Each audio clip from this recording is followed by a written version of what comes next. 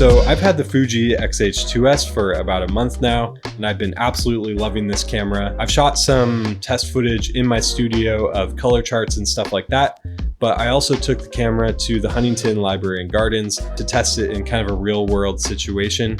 And after the video, I'll talk about the specifics. This is definitely not a full-scale review. These are just kind of my first impressions from using the camera. Also, this review is going to be mainly focused on the video capabilities.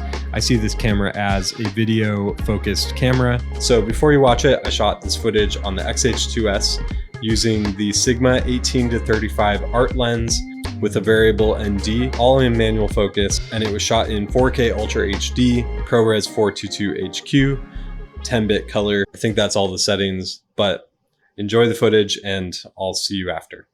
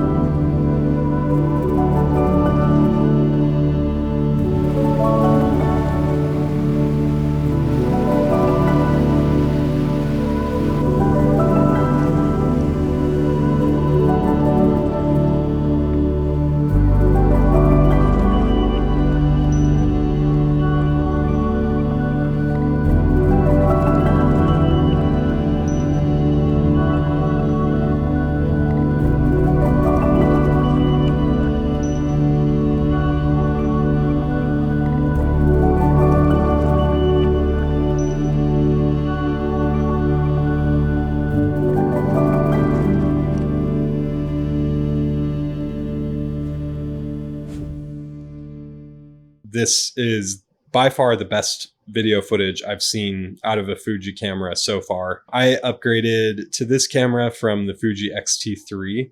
I know that between the X-T3 and the X-T4, the image quality did increase as well. But judging this against the X-T3 in terms of video, it's night and day. The X-H2s completely blows it out of the water. It has this like incredible sharpness that isn't overly digital sharp. It just is very clean. I've been shooting most of my footage with the camera in f-log2, which can seem like a downside because it has a base ISO of 1250. I actually really love the texture and the image with the noise or grain that the ISO 1250 gives. I've actually noticed that it's actually quite pleasing. And at first I was just removing it using the noise reduction in DaVinci Resolve, which still did an amazing job, and you end up with an incredibly clean image. I've started to actually think twice about removing the grain because of how pleasing it looks. And the menu system actually has an f-log assist mode, where if you're shooting an f-log on the camera, you can actually just turn on the assist and it applies a LUT just on screen, so you can figure out how you're exposing and what the image looks like without having to actually look at the f-log image, which I feel like is a huge step. Using the IBIS in this footage, you can kind of see that it is a little bit jittery in some areas. I actually did apply the stabilization in DaVinci Resolve. I've noticed that sometimes if I'm trying to keep it extremely stable, it kind of like jitters a little bit, like it'll stabilize and then kind of jitter, stabilize and jitter. So to get rid of that little jitter, I have to use the stabilizer. I did notice that when I was shooting with the Sigma 24-70 Art Series lens, which actually has stabilization in the lens as well, I noticed that I didn't have to correct that jitter as often in post because the combo of the lens stabilizer and the body stabilizer really like smoothed it out. I feel like the 18-35 is a really sweet spot. It's kind of like equivalent 24-70 on a full frame camera. I also have the Fuji XF 16-55 f2.8 lens. Since that's a Fuji lens, it has autofocus built in, which that lens is always like spot on, tack sharp.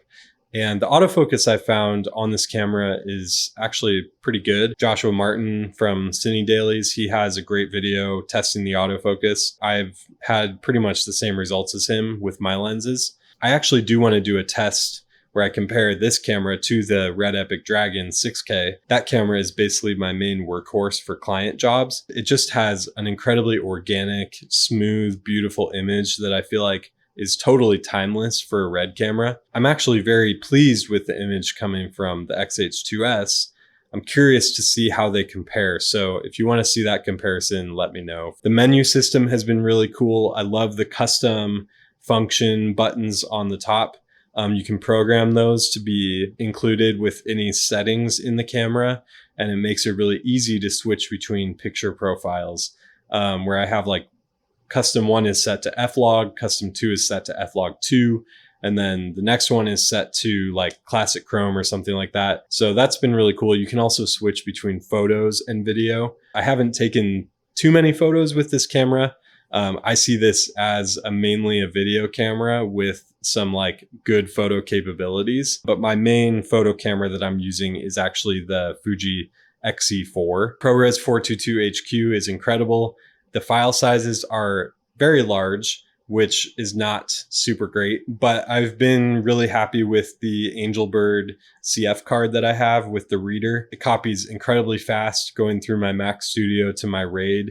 I do sell F-Log and F-Log 2 LUTs in my store.